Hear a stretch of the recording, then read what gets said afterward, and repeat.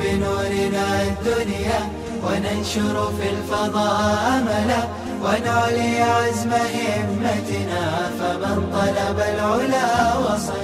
بسم الله الرحمن الرحيم. الحمد لله رب العالمين والعاقبة للمتقين والصلاة والسلام على سيد الأنبياء والمرسلين سيدنا وحبيبنا وحبيب رب العالمين محمد وعلى آله وأصحابه ومن هدى بهديه إلى يوم الدين.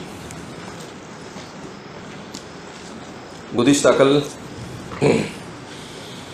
بدعات کی تعریف اور اقسام بدعات کو بیان کیا گیا اور اس کے بعد ضروریات دین اس کی تعریف میں آیا کہ بدعت دو قسم کی ہوتی ہے. ایک ہے بدعت کفر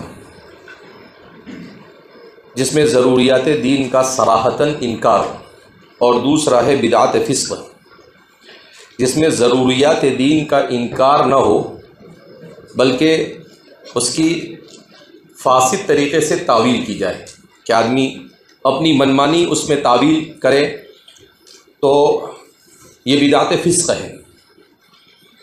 ضروریات دین کے سلسلے میں میرا مطالعہ چل رہا ہے.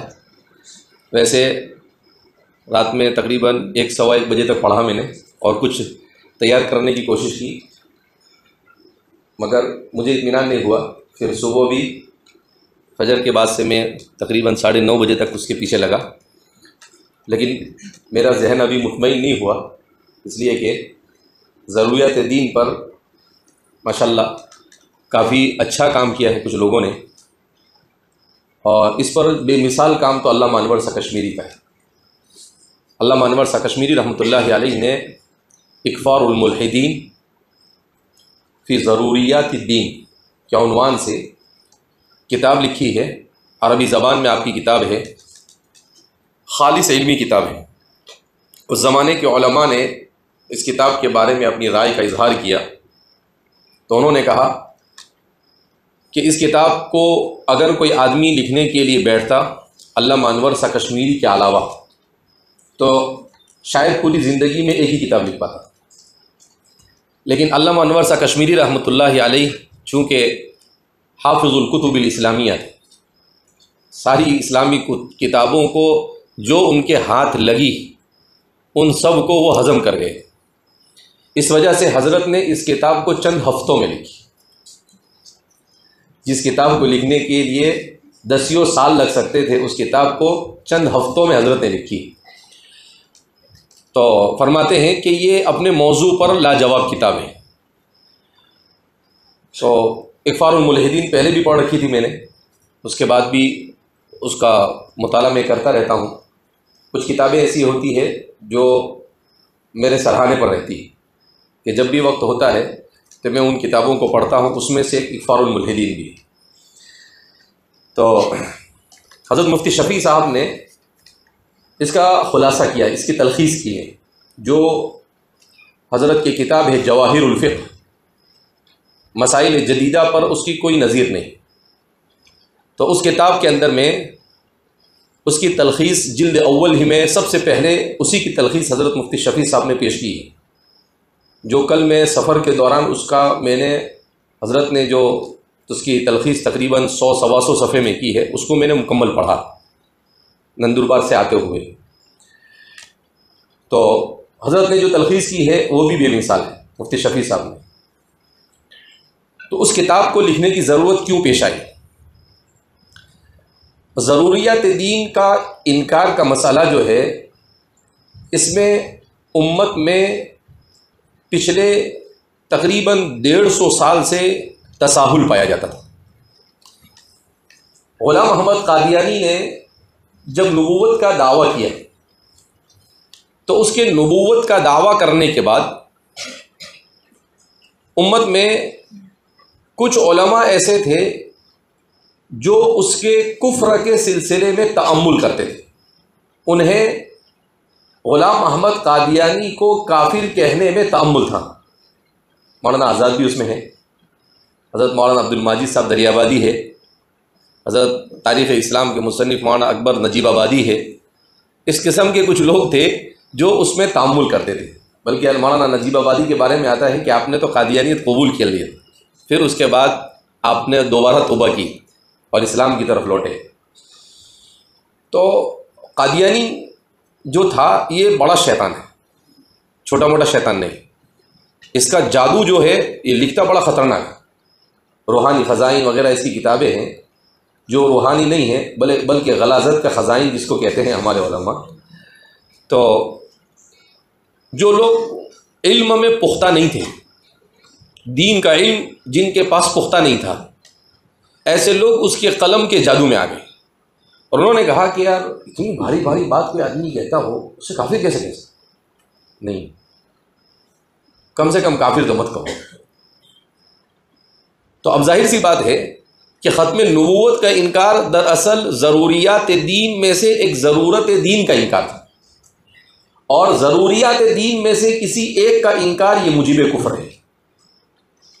اچھا، وہ لوگ جو استدلال کرتے تھے، حضرت مفتی شفیع صاحب نے جو خلاصہ کیا ہے اس خلاصے کا خلاصہ یہ ہے کہ امت میں ایک طبقہ ایسا پایا جاتا تھا جو یہ کہتا تھا کہ جو بھی قبلے کی طرف رخ کر نماز پڑھے اس کی تکفیر کرنا جائز نہیں. جو بھی قبلے کی طرف رخ کر نماز پڑھے اس کی تکفیر کرنا جائز نہیں. تو ایک تو اس سے استدلال کرتا تھا ایک طبقہ. دوسرا طبقہ ایسا تھا، یا یہی طبقہ وہ یہ کہتا تھا کہ اگر کسی میں 99 وجوہ کفر ہو اور ایک بھی وجہ اسلام ہو تو اسے کافر نہیں قرار دینا چاہیے. تو حضرت مفتی شفیع صاحب نے اس کو بڑا اچھا سمجھا ہے. حضرت نے کہا کہ بھائی کسی کو کافر قرار دینا یہ بڑا نازک مرحلہ ہے، لیکن کسی پر کفر صادق آ رہا ہو اس کے باوجود اسے کافر نہ کہنا یہ بھی بڑا نازک ہے. جس کے اوپر کفر منطبق ہو جاتا ہو اسے کافر نہ کہنا یہ بھی ناجائز اور حرام ہے، گویا کہ اس کے کفر میں تعاون ہے. لہذا اب ان دونوں کے درمیان کی راہ کیا ہونی چاہیے کہ آپ غیر مقلدین کی طرح اٹھا پٹک جس کو آیا دھنا دھن کافر بنا دیتے ہیں. ان کے یہاں پر کفر کی فیکٹری چلتی ہے، اسی لیے بعض حضرات نے ان کے اس فرقے کو فرقہ تکفیریہ کہا کہ کافر بنانے کی فیکٹری والا فرقہ. کسی کو بھی بہت آسان ان کے یہاں پر کافر بنانا. دوسری طرف ہمارے بدعتی حضرات میں بھی کہ یہ بھی خود شرکی اعمال کریں گے سب، اور دوسرے لوگوں کو کافر بنانے میں پیچھے نہیں ہٹتے. حضرت تھانوی کو کافر بنا دیتے، حضرت نانوی کو کافر بنا دیا. ہم ایسا نہیں کہتے کہ ہمارے، لیکن کسی کو کافر بنانے کے لیے کچھ تو بیس چاہیے نا آدمی کو، کوئی تو اصول ان کے سامنے ہونا چاہیے. تو عبارتوں کو کاٹ چھانٹ کے پیش کرتے اور پھر ان کے اوپر کفر کا فتویٰ کیا کر دیتے ہیں، داغ دیتے ہیں. تو یہ ایک مسئلہ. پھر تیسرا طبقہ، تو وہ طبقہ کیا ہے، وہ تساہل کا شکار ہے. وہ کہتا ہے کہ نہیں ہے کسی کو کافر قرار ہی مت دو، کسی کو کافر کا ایسے کافر نہیں بولنے کا، کسی کو اس کا معاملہ اللہ کے حوالے کر دینا. ارے بھائی دنیا میں ہے کلفنا بالظاہر، ہم ظاہر کے مکلف ہیں. تو یہ جدت پسند ذہنیت جن کو نیچری کہا جاتا ہے، اصل میں یہ بات سر سید نے سوچا چھوڑا. سر سید ہی پہلے آدمی تھے جنہوں نے غلام احمد قادیانی کے تکفیر کا انکار کیا اور کہا کہ نہیں، کم از کم اس کو ولی اللہ میں تو شمار کرو. تو ہم کہیں گے کہ ٹھیک ہے، اس کو اولیاء الشیطان میں شمار کر دیں گے. اس میں شمار ہوگا اس کا اولیاء الشیطان میں. نبوت کا انکار کوئی معمولی مسئلہ تھوڑی ہے. حضرات صحابہ کے زمانے میں جن لوگوں نے قبلے کی طرف رکھ کر نماز بھی پڑھی، جنہوں نے زکوٰۃ بھی دی، سب کچھ دیا، مگر صرف نبوت، ختم نبوت کا انکار کیا، تو صحابہ نے ان کے ساتھ قتال کیا. مسیلمہ ابن حبیب الکذاب، حدیقۃ الموت، جس میں بڑے بڑے صحابہ شہید ہوئے، حضرت اکرمہ بن ابی جہل وغیرہ. تو ظاہر سی بات ہے کہ اگر وہ اتنا آسان تھا تو صحابہ کیوں لڑتے ان کے ساتھ؟ جن لوگوں نے زکوٰۃ کے حکم کا انکار کیا وہ لوگ بھی قبلے کی رخ پر نماز پڑھتے تھے. تو حضرت نے بڑی اچھی بات فرمائی کہا قبلے کے رخ پر نماز پڑھنے کا مطلب یہ نہیں کہ جو بھی قبلے کی طرف نماز پڑھے اس کے بعد وہ جو بھی کچھ کرے سب مان لینے کا، نہیں، صحیح نہیں چھپے ٹھیک، تو جو بھی قبلے کی رخ کی طرف نماز پڑھے وہ صحیح نہیں، اگر قبلے کی طرف رخ کر نماز پڑھے مگر کسی ضروریات دین کا انکار کرے تو اس قبلے کی طرف نماز پڑھنے کا بھی اعتبار نہیں، پھر اس کو اہل القبلہ میں شمار ہی نہیں کیا جائے گا، اس لیے کہ وہ تو ضروریات دین کا انکار کر رہا ہے۔ اب ہمارے زمانے میں تو ایسے کتنے مل جائیں گے؟ تو میں کوشش یہ کر رہا ہوں کہ یہ ضروریات دین جو ہے یہ بڑا نازک مرحلہ ہے کہ ضروریات دین کیا ہے، تو میری کوشش یہ ہے کہ ضروریات دین کی فہرست سامنے آئے۔ تو اس سلسلے میں 2-3 لوگوں نے بڑا اچھا کام کیا ہے، جب آدمی پڑھتا ہے تو بات سامنے آتی ہے۔ ایک تو سب سے بڑا کارنامہ انجام دیا ہے علامہ اجمل شاہ کشمیری رحمۃ اللہ علیہ کی یہ کتاب ہے، میں نے ابھی نیچے آتے آتے کتب خانے میں کہا، میں نے کہا کہ بھائی میرے پاس تو نسخہ ہے میں پڑھ رہا ہوں، لیکن آپ کے پاس کوئی اچھا نسخہ نیا آیا ہے تو ماشاءاللہ یہ نیا نسخہ کمپوزٹ کے ساتھ میں چھپا ہوا ہے، تو 4 سال پہلے کا جدید ایڈیشن، اکفار الملحدین اردو میں اس کا ترجمہ کیا ہے، اور اس میں بہت صاف ستھرے انداز میں اس کتاب کو، پرانا نسخہ میرے پاس ہے وہ عربی والا، وہ تو بڑا عجیب ہے، پڑھنے میں بھی بڑی دشواری ہوتی ہے اس میں، لیکن یہ ماشاءاللہ اردو میں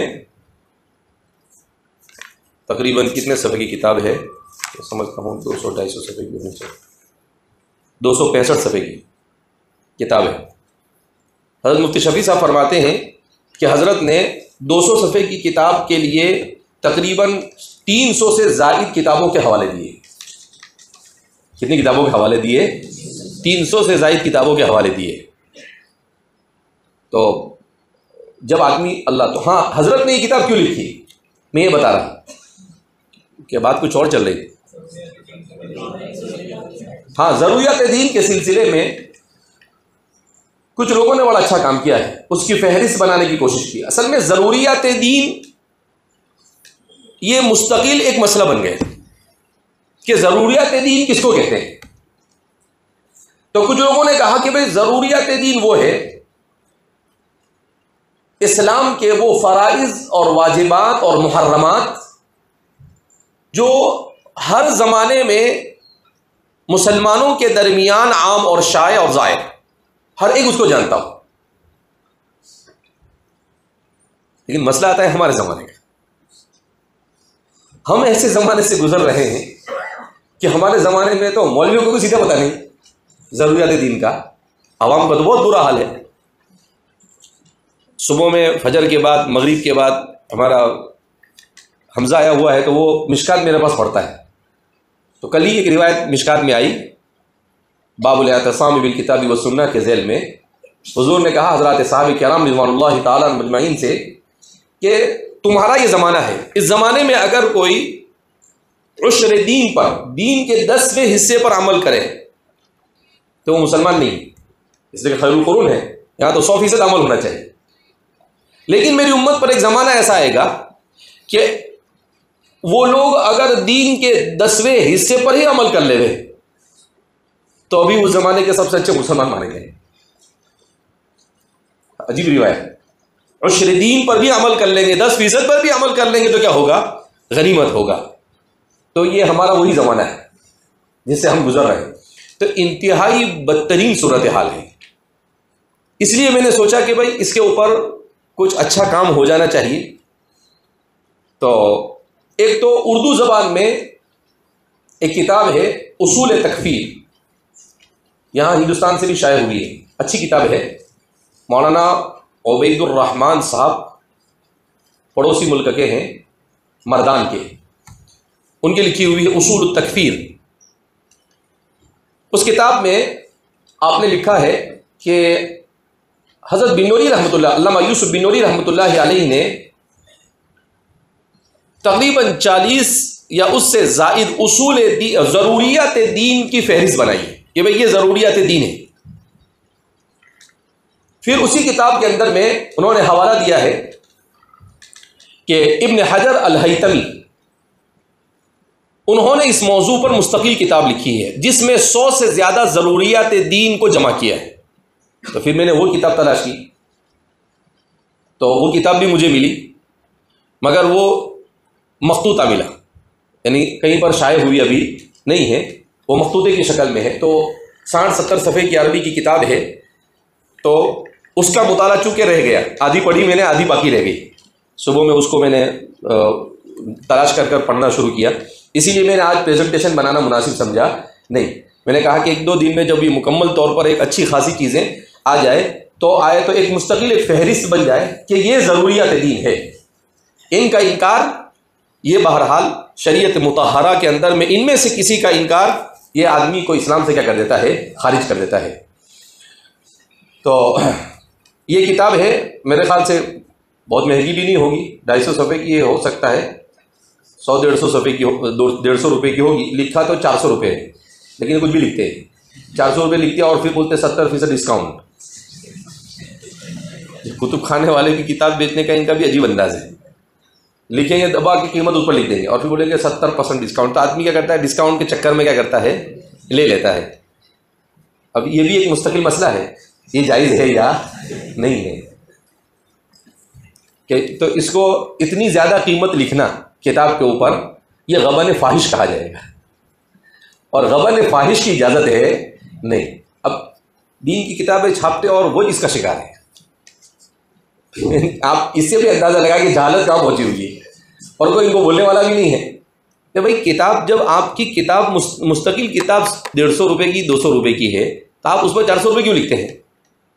کسی چیز کی قیمت کو بازاری قیمت سے ڈبل ٹیبل بیچنا یا بیان کرنا یہ غبن فاحش ہے، اور غبن فاحش کی اجازت شریعت نے دی نہیں ہے۔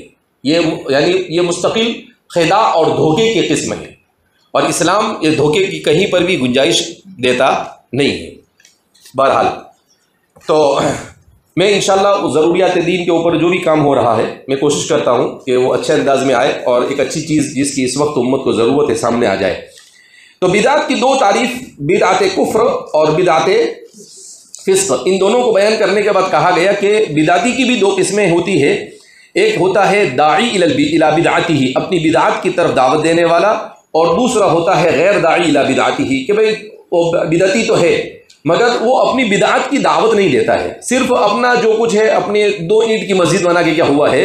بیٹھا ہوا ہے، دوسرے کسی کو اس مسجد کے اندر مسجد زرار کی طرف وہ بلاتا نہیں ہے۔ اب ہمارے محدثین کے یہاں پر یہی اختلاف کہ کیا کی روایت کو اپنی کتاب میں جگہ دے سکتے ہیں یا نہیں۔ تو میں نے آپ کو کل مختصر جاتے جاتے اشارہ کیا کہ بدعتی کے سلسلے میں کہ اگر وہ داعی البدع نہ اور بہت شدید اور غالی نہ ہو اپنی بدعت میں، تو حضرات کبار محدثین نے اس کی اجازت اور گنجائش دی ہے کہ وہ اس کی روایت کو جگہ دے سکتے ہیں۔ لیکن اگر وہ داعی الی بدعتی ہی ہو اور غالی قسم کا ہو تو پھر اس صورت میں اس کی روایت کو جگہ دی جا سکتی۔ کیوں؟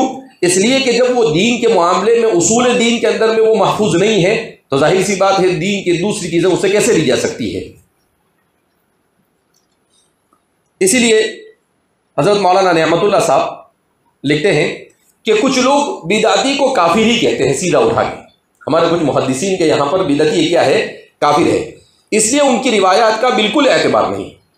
مگر ہر بدعتی کو کافر قرار دینا یہ اسلامی مزاج کے خلاف ہے۔ ہمارے یہاں پر ہمارے اس زمانے میں بالکل صحیح معنی میں افراط اور تفریط سے پاک اگر کسی جماعت کا موقف ہے تو وہ ہماری جماعت دیوبند ہے الحمدللہ، کہ ہمارے یہاں پر نہ تو اٹھا پٹک سیدھا کسی کو کافر قرار دیتے ہیں، اور نہ ہمارے یہاں پر بدعت کے باب کے اندر میں کوئی رعایت کی جاتی ہے۔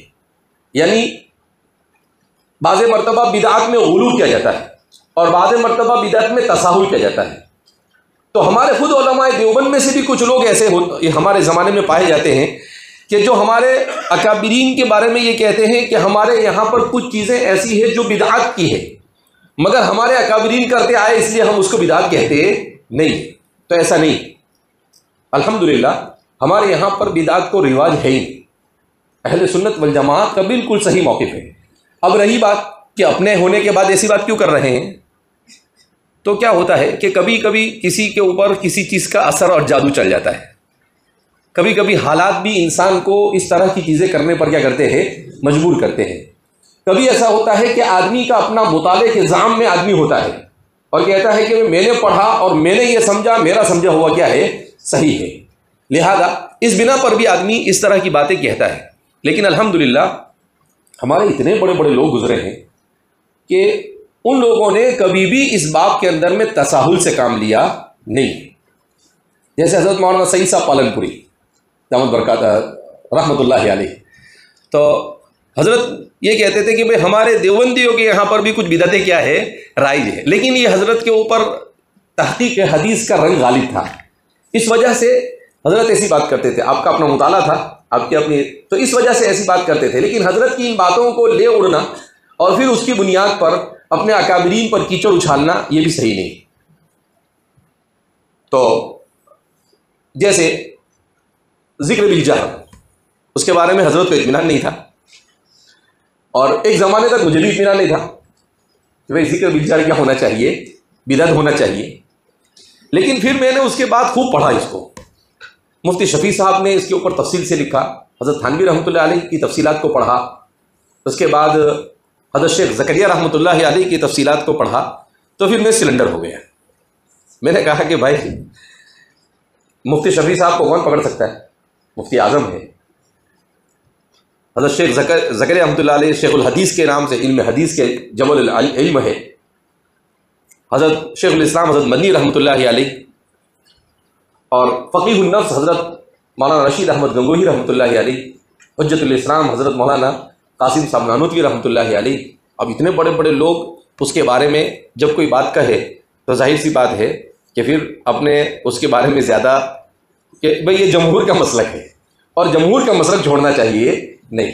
تو ہمارے لوگوں نے اس سلسلے میں ایک سیدھا راستہ اختیار کیا ہے کہ بھئی ہم اسے سنت نہیں کہتے، لیکن یہ روح کی اور نفس کی بیماری کے علاج کا ایک طریقہ ہے جسے سنت نہ سمجھ کر بدعت کے طور پر نہ کیا جائے، بلکہ اس کا مجرب عمل یہ ہے کہ 600 سال سے 700 سال سے زیادہ عرصہ ہوا.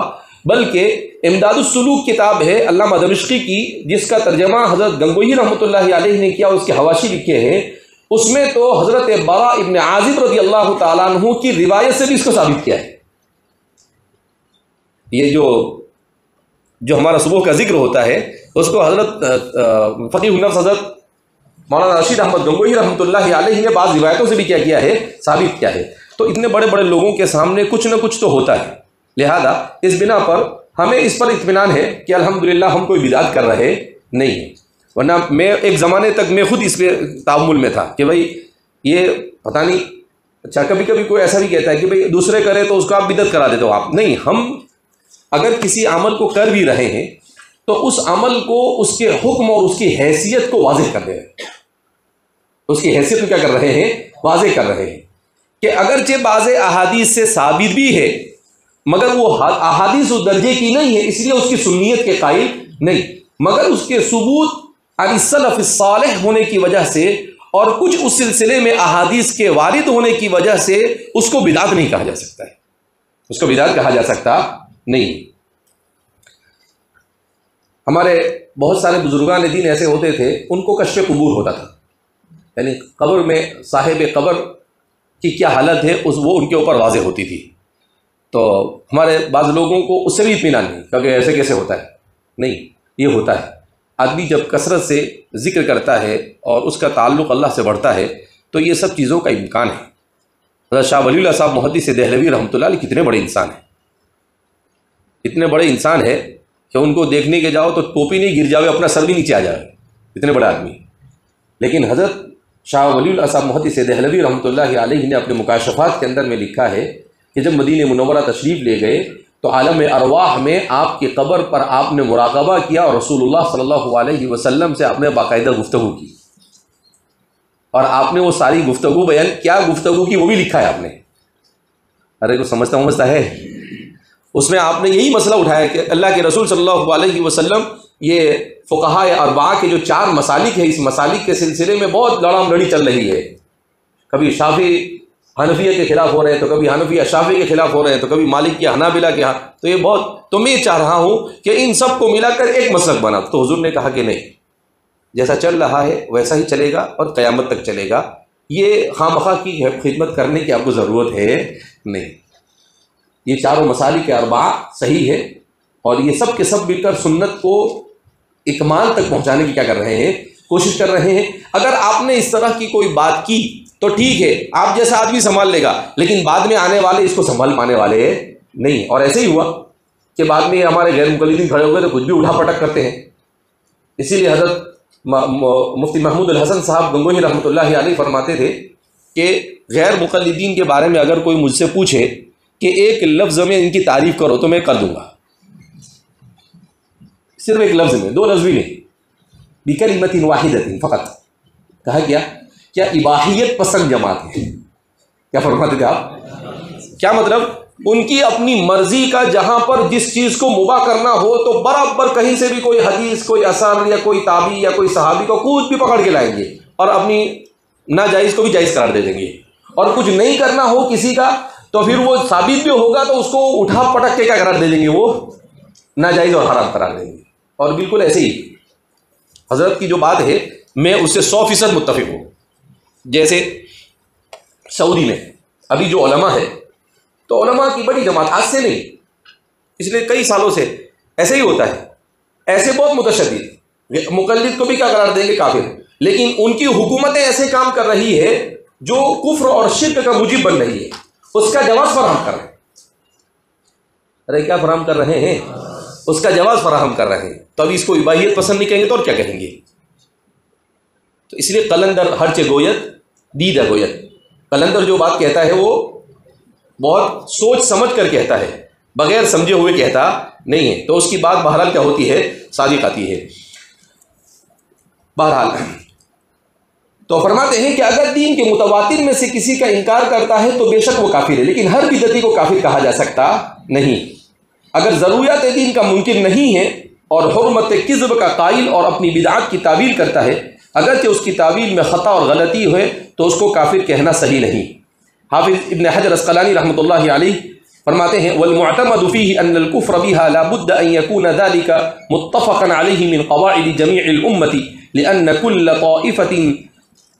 طائفه تدعي ان مخالفيها مبتدعه وقد تبالغ فتكفر مخالفيها فلو اخذ ذلك على الاطلاق لاستلزم تكفير جميع الطوائف. فالمعتمد ان الذي ترد روايته من انكر امرا متواترا من الشرع معلوما من الدين ضرورة. یہ معلوما من الدین ضرورتاً سے ضروریات دین نکلا ہے. یہ عبارت عام طور پر ہمارے فقہا اور متکلمین اور محدثین کتابوں میں ملتی ہے کہ من الشرع معلوما من الدین ضرورتاً وکذا من اعتقد عکسہ. تو فرماتے ہیں کہ اس سے کیا معلوم ہوا کہ ہر آدمی کو کافر نہیں کہا جا سکتا. اب ظاہر سی بات ہے ہر فرقے والا دوسرے فرقے والے کو کافر کہتا ہے، لیکن ہمارے یہاں ایسا نہیں. ہم غیر مقلدین کو کبھی کافر نہیں کہیں گے. ہم کہیں گے گمراہ ہے لیکن کافر نہیں کہیں گے. وہ اپنے کو مشرک کہہ لیں گے. ہم بدعتی کو بھی کافر اور مشرک نہیں کہیں گے، کہیں گے بھائی گمراہ. تو اہل سنت والجماعت کا ایک امتیاز یہ بھی ہے کہ وہ اپنے مخالف کو سیدھا کافر نہیں قرار دیتے، اور فرقہ باطلہ ہونے کا ایک امتیاز یہ بھی ہے کہ وہ اپنے ہر مخالف کو کافر قرار دیتے ہیں.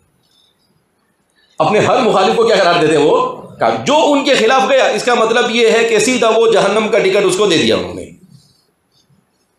اگرچہ اللہ نے ان کو ٹھیکہ دیا، یہ تو اچھا ہے اللہ نے اپنے پاس ٹھیکہ رکھا ہے کہ بھائی جنت جہنم کا ٹھیکہ ہم ہی لے کے بیٹھے ہوئے، تم کو کسی کو ملنے والا ہے نہیں تو پتہ نہیں انسان کو دیا ہوتا تو اچھے اچھوں کو جہنمی بنا دیتا اور برے بروں کو کیا بنا دیتا، یہ جنتی بنا دیتا. تو اس لیے اللہ رب العزت نے ہر چیز کو لمٹ میں رکھا ہے. کہا کہ اس کی لگام پکڑ کے رکھو، اس کو ایسے ہی بے لگام اور بے محال چھوڑو مت، نہیں تو یہ گل نہیں گل کے گل کھلا کے کیا کر دے گا، چھوڑ دے گا.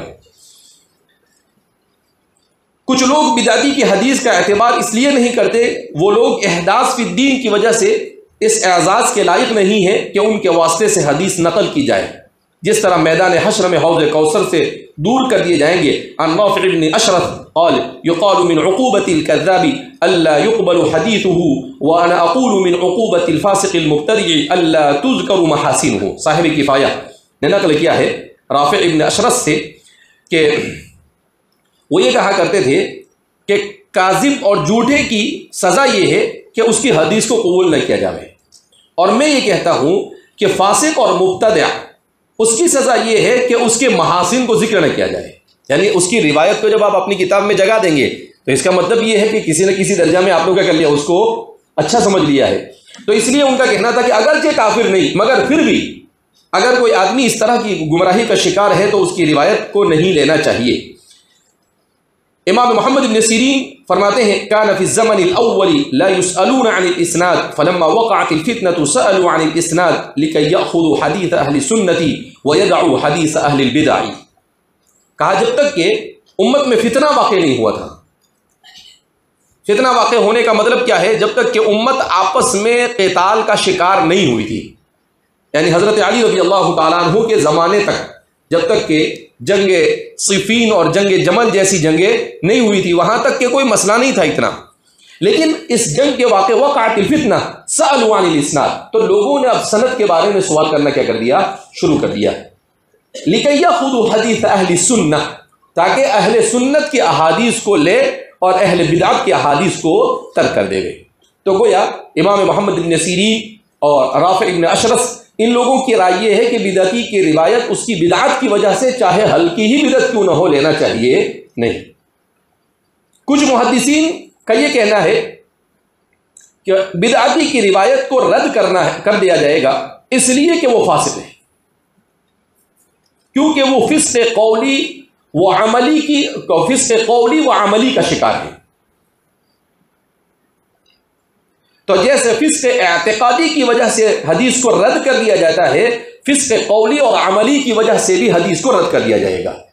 تو ایک جماعت کا رجحان یہ ہے۔ کچھ حضرات کا کہنا یہ ہے کہ ایسے ہی بدعتی کی احادیث کو رد کیا جائے گا جو داعی الی بدعتی ہی ہوں،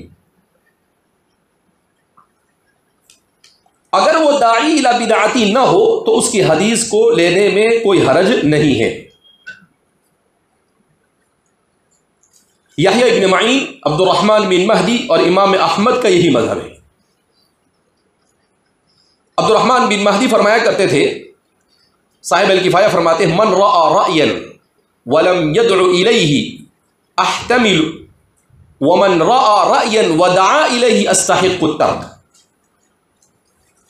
فرماتے ہیں کہ اگر کوئی اپنی رائے رکھتا ہے، یعنی اس کا اپنا کوئی مذہب ہے، ولم يدعو الیہ، اور وہ اس کی دعوت نہیں دیتا ہے، احتمل، تو میں اس کی روایت کو لے لوں گا۔ اور اگر کوئی رأیًا اپنی رائے رکھتا ہے اہل سنت والجماعت سے ہٹ کر، اور وہ دعا الیہ، اور اس کی طرف دعوت بھی دیتا ہے، تو پھر میں اسے ترک کر دوں گا، اس کی روایت کو میں لوں گا نہیں۔ یحییٰ ابن معین کہتے ہیں، لا تكتب حديثه إن كان قدريا أو رافضيا أو كان غير ذلك من أهل الأهواء ممن هو داعية۔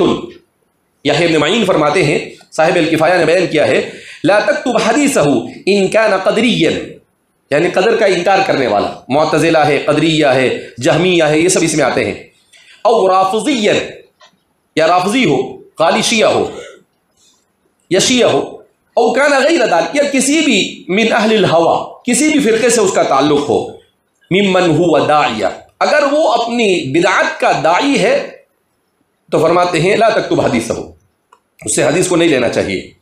امام احمد فرماتے ہیں کہ ان سے کسی نے کہا، یا ابا عبداللہ سمعت من ابی قطن القدری قال لم ارہ داعیتا ولو کان داعیتا لم اسمع منہ۔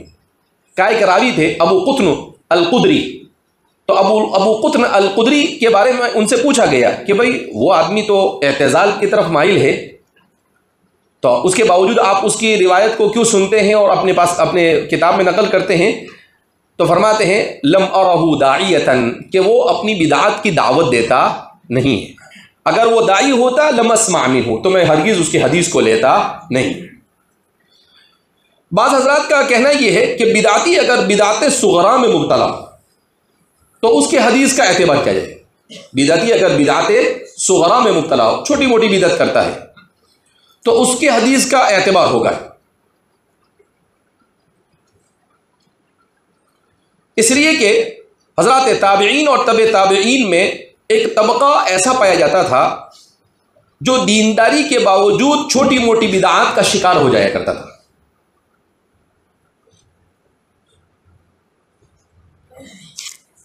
اگر اسے ترک کر دیا جائے تو احادیث مبارکہ کا ایک بڑا ذخیرہ ضائع ہو جاتا ہے.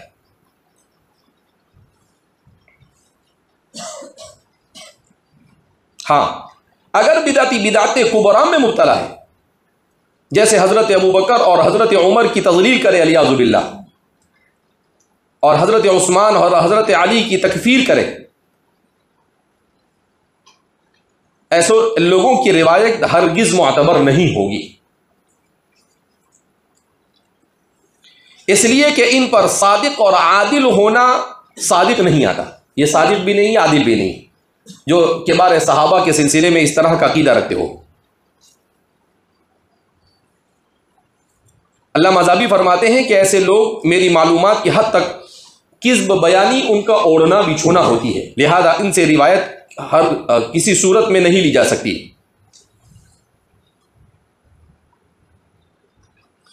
علماء کی ایک جماعت کا کہنا یہ ہے،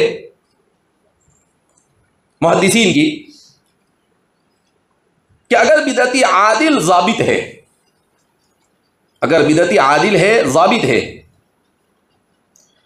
کسی فسق عملی میں مبتلا نہیں، اور اس کا فسق تأویلی اور اعتقادی ہے اور بہت خفیف ہے، تو اس کی روایت کا اعتبار ہوگا. اس کا فسق تأویلی اور اعتقادی ہے اور خفیف ہے، تو اس کی روایت کا اعتبار ہوگا.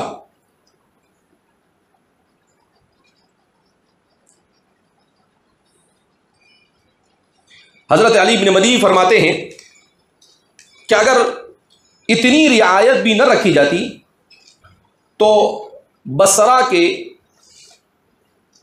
تمام حدیثیں، شہر بصرہ کی تمام حدیثیں قدری ہونے کی وجہ سے اور کوفہ کی تمام حدیثیں شیعی ہونے کی وجہ سے مردود ہو جاتی اور احادیث تمام کے تمام غیر معتبر ہو جاتی. کا کچھ نہ کچھ، اب ظاہر سی بات ہے اگر آدمی کہیں پر رہتا ہے تو کتنا بڑا قسمہ رکھا ہو، لیکن جس ماحول میں رہتا ہے کچھ نہ کچھ اثرات کیا کرتا ہے، وہ قبول کر لیتا ہے. تو اگر تھوڑا بہت کسی کے پاس کوئی اثر آ گیا ہو تو کہا کہ اس کو تو معفو عنہ ہے.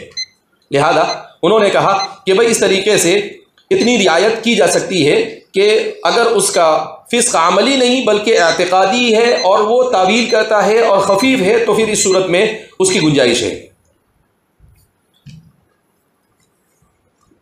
یعنی اس سے ایک بات اس بات کی طرف بھی اشارہ ملتا ہے حضرت علی بن مدینی کی اس بات سے کہ بصرہ میں اعتزال کو زیادہ زور تھا اور کوفہ میں شیعیت کو زیادہ زور تھا، اور بالکل صحیح ہے تاریخی اعتبار سے، اس لیے کہ اعتزال نے جنم ہی لیا بصرہ میں.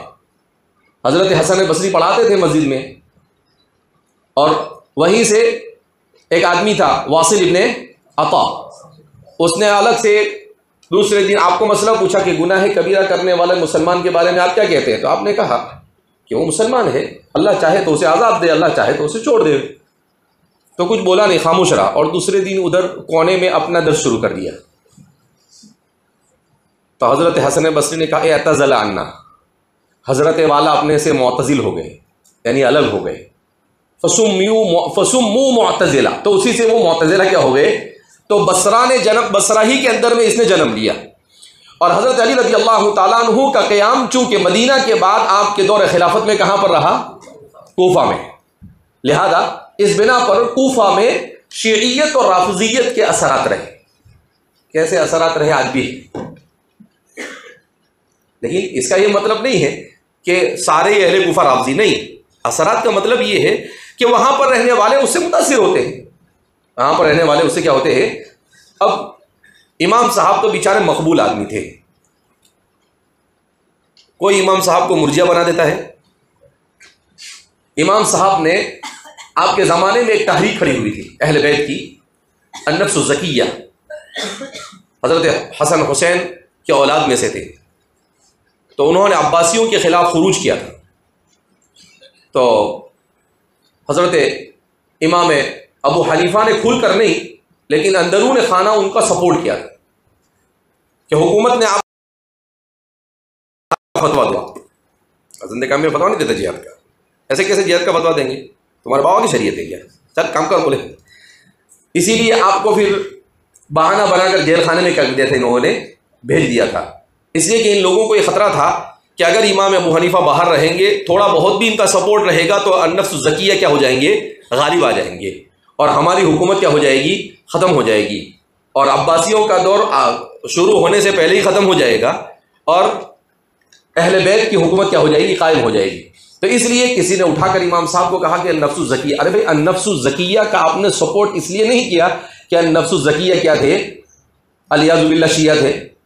نفس الزکیہ بہرحال اہل بیت میں سے تھے، اہل سنت والجماعت کے مسلک پر تھے، اور انہوں نے ظلم کے خلاف آواز اٹھائی، تو آپ نے ظلم کے خلاف اٹھنے والی اس آواز میں ساتھ دیا تھا، لہذا آپ کے اوپر اس طریقے سے شیعیت اور رافضیت کا الزام اور بہتان لگانا کیا ہے، غلط ہے۔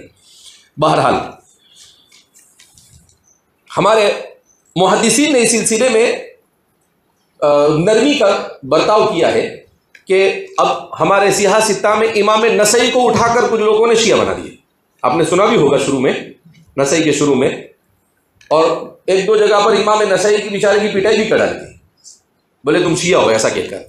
حالانکہ ہوا کیا تھا کہ امت میں اگرچہ عباسی ڈر سے ہمیشہ، اور انسان کی طبیعت کیسی ہے، الانسان حریص علی ما منع، ایک طبقہ ایسا ہوتا تھا جو نواصب تھا، جو اہل نصبی ہوتے، جو اہل بیت، تو لیکن ایسے تمام حالات کے باوجود برابر بھی دین کو ادھر ادھر ہونے دیا کہ مذہب دین کو نہ تو اس کے اصولی آ جاوے، اس طریقے سے انہوں نے دین کو حفاظت کرنے کے لیے، قول اللہ تبارک و تعالی کی حفاظت کرنے کے لیے اپنی تمام تر صلاحیت کو کیا کر دیا، قربان کر دیا۔ اگر وہ میرے اور آپ کے جیسے آرام طبیعت کے ہوتے تو یہ دین ہم تک صحیح ڈھنگ سے پہنچتا بھی تھا نہیں۔ والدلیل على ان الذي قلنا من هذا هو اللازم دون ما خالفه قول الله تبارك وتعالى ذكره يا ايها الذين امنوا ان جاءكم فاسق بنبأ فتبينوا ان تصيبوا قوما بجهالة فتصبحوا على ما فعلتم نادمين، وقال جل ثناؤه ممن ترضون من الشهداء، وقال واشهدوا ذوي عدل منكم، فدل بما ذكرنا ممن هذه الآية ان خبر الفاسق ساقط غیر مقبول وان شہادت غیر العدل مردودۃ۔ اب فرماتے ہیں کہ ہم نے یہ بات بیان کی کہ روایت تو کسے ہونی چاہیے، عادل ہی سے ہونی چاہیے، ثقہ راویوں ہی کے اوپر بھروسہ کرنا چاہیے، اور ان میں سے چند محدثین کے نام انہوں نے ذکر کیے، تو کہا کہ یہ جو بات ہم بیان کر رہے ہیں یہ اپنے جیب سے نہیں بیان کر رہے ہیں، بلکہ قرآن کی متعدد آیتوں سے استدلال کر رہے ہیں کہ قرآن بھی کہتا ہے اذا جاءکم بنبأ فتبینوا، کہ جب تمہارے پاس کوئی بات لے کر، کوئی خبر لے کر، کوئی حدیث لے کر، کوئی اثر لے کر، کوئی روایت لے کر، کوئی فرمان لے کر آئے، فتبینوا، تو اس کی چھان پھٹک کرو، اس کی تحقیق کرو۔ کیوں؟ کفی بالمرء کذبا ان یحدث کل ما سمع، آدمی کے جھوٹا ہونے کے لیے بھی کافی ہے کہ جو سنے اس کو بیان کرنا شروع کر دے، اور آپ بھی سن کر آگے بڑھانا کیا کر دے، شروع کر دے۔ تو کہا کہ یہ افواہوں کا بازار گرم ہو جاتا ہے اس طریقے سے، کہا ایسا نہیں، اذا جاءکم بنبأ فتبینوا، بالکل چھان پٹک۔ یہ تبینوا کو ہمارے محدثین نے ایسا اس پر عمل کیا کہ محدثین سے زیادہ شاید کسی نے اس کے اوپر عمل کیا ہوگا نہیں، ایسی چھان پٹک کی، ایسی چھان پٹک کی کہ اس کا حق ادا کر دیا۔ قرآن کریم کی اس آیت کو عملی طور پر کر کر بتلایا کہ تبینوا کس کو کہتے ہیں، علوم کے علوم مدون کر دیے تبینوا کے اوپر، ایک لفظ کے اوپر کیا کر دیا انہوں نے، علوم پہ علوم، علم الجرح و تعدیل کھڑا کر دیا، علم ضبط الاسماء کھڑا کر دیا، علم روات الحدیث کھڑا کر دیا، علم رجال کھڑا کر دیا، اتنے علوم مدون کر دیے کہ اب تک کہ کوئی یہی نہیں طے کر پایا ہے کہ رجال کے اوپر کتنے علوم کیا کر دیے گئے ہیں، مدون کیے گئے۔ تو یہ تبینو، تو فرمایا کہ اس لیے روایت کے سلسلے میں بہت احتیاط سے کام لینے کی کیا ہے، ضرورت ہے۔ آدمی کہیں بھی کچھ بھی جہاں جیسا سنا اس کو بیان کرنا شروع نہ کر دے۔ تو احتیاط کا مطلب کیا ہے کہ جو ہے اس کو ویسا بیان کرے، اتنا بھی احتیاط نہ کرے کہ جو کچھ ثابت ہو اس کو بھی کیا کر دے آدمی نہیں ثابت مانے۔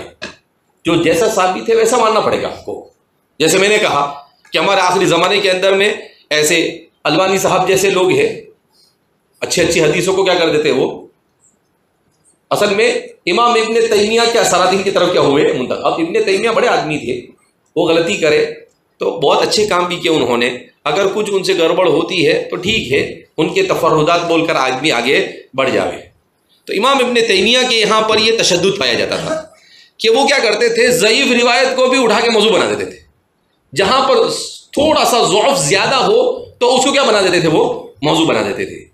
جیسا کہ میں نے کہا کہ وہ کہتے ہیں کہ وہیم السخاوی، اللہ بابا سخاوی کو وہم نہیں ہوا، ہم کہتے ہیں وہیم امام ابن تیمیہ، کہ امام ابن تیمیہ ہی سے کیا ہوا ہے، وہم ہوا ہے۔